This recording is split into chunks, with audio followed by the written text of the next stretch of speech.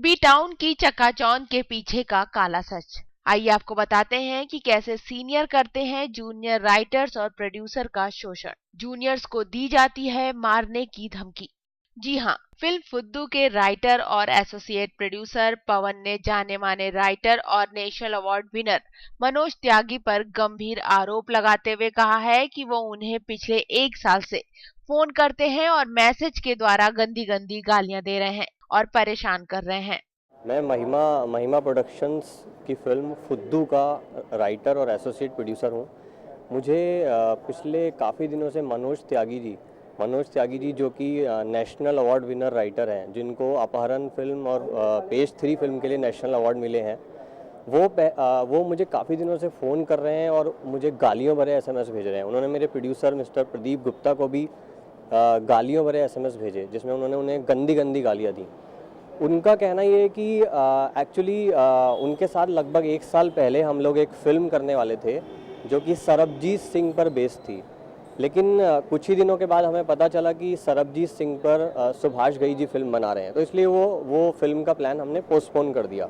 पवन के मुताबिक महिमा प्रोडक्शंस फिल्म फुद्दू की कहानी लिखने के लिए मनोज त्यागी को बतौर राइटर मिलने वाली थी, मगर इस फिल्म के प्रोड्यूसर प्रदीप गुप्ता ने फिल्म पवन को दे दी, जिस वजह से मनोज को ठेस पहुंची और उन्होंने सोचा कि ये नए लड़के ने मेरी फिल्म छीन ली। उनकी जो दूसरी फिल्म थी, महिमा प्रोडक्शंस की जो दूसरी फिल्म थी जिसका टाइटल था फुद्दू, उस फिल्म को लिखने का कॉन्ट्रैक्ट महिमा प्रोडक्शंस के प्रोड्यूसर्स ने मुझे दे दिया। अब मनोज जी को ये चीज़ अच्छी नहीं लगी कि एक नया राइटर उनके सामने जो फिल्म पहले वो जिस कंपनी की फिल्म वो लिखने वाले थे, अब मैं उस फिल्म को लिख रहा हूँ।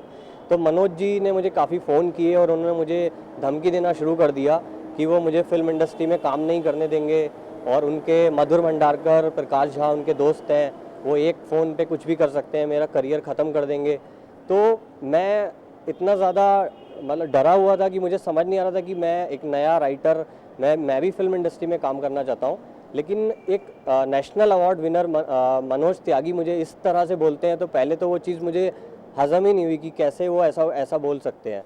लेकिन पवन का कहना है कि ये फिल्म उसे उसकी काबिलियत के दम पर मिली है और जिस तरह से मनोज त्यागी मुझे डरा धमका रहे हैं कि मेरी इंडस्ट्री में ऊंची पहुंच है और मैं तुम्हारा करियर खत्म कर दूंगा।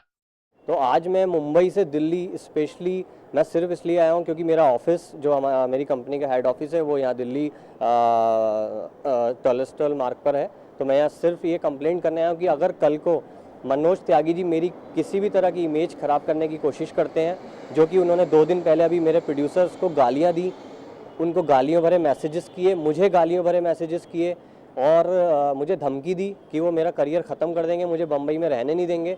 तो मैं सिर्फ ये कहना चाहता हूँ कि मनोज जी, आप किसी को काम करने से रोक नहीं सकते, और आप भी कभी ना कभी मुंबई आए थे और आपने भी अपनी पहचान बनाई। अगर जो फिल्म आज आप नहीं कर रहे हैं, अगर वो फिल्म मैं कर रहा हूँ, तो आप मुझे रोक नहीं सकते। आपके पीछे चाहे मधुर भंडारकर है, चाहे प्रकाश झा जी आपके पीछे हैं, उससे कोई फ़र्क नहीं पड़ता है। मुझे ये फिल्म मेरी काबिलियत के ऊपर लिखने के लिए मिली है, जिसको आप रोक नहीं सकते। वहीं पवन ने कहा है कि अगर भविष्य में मेरे करियर के साथ या मेरे साथ कोई दुर्घटना होती है तो इसके जिम्मेदार सिर्फ मनोज त्यागी होंगे। News point bureau.